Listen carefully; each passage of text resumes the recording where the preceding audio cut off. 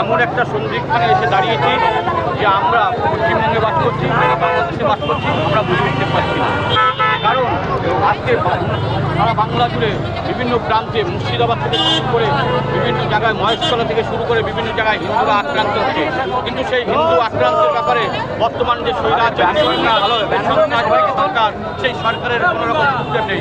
পার্শ্ববর্তী রাষ্ট্র বাংলাদেশে হিন্দু নিধন করছে, সেই হিন্দু নিধন নিয়ে এই সরকারের কোনো সদস্য ভূমিকা নেই। এর থেকে হিন্দুকে মুক্তি পেতে হলে হিন্দুকে ঐক্যবদ্ধ করতে হবে। 1947 সালে ভারত বিভাজন হয়েছিল, সে সময় সন্ত্রাসবাদের কারণে পূর্ব বাংলা থেকে নির্যাতিত হয়ে ওপার বাংলা থেকে হিন্দুস্তানি দমন করেছিল। আজকে সেই হিন্দুস্তান বিপন্ন, আজকে সেই বাংলা বিপন্ন, সেই বাংলার মাতৃজাতি বিপন্ন। বাংলার মাতৃজাতির সম্বন্ধে বাংলার মুখ্যমন্ত্রী তথা তৃণমূল কংগ্রেস খেলা করেছে। যখন ভারতবর্ষের প্রধানমন্ত্রী সিঁদুর অপসারণ করে, তখন বাংলার আপনার সিঁদুরকে অপমানিত করে বাংলার মুখ্যমন্ত্রী।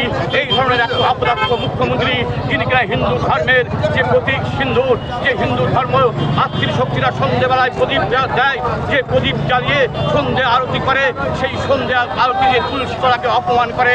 এগুলো একটা স্বৈরতন্ত্র সরকার, একটা মৌলবাদী সরকারকে সমস্ত হিন্দুকে উৎখাত করবার জন্য সমস্ত হিন্দুকে ঐক্যবদ্ধ হতে হবে এবং 2026-এ এই স্বৈরবাদী সরকারকে বাংলা থেকে উৎখাত করে বাংলায় এই আবেদন রাখতে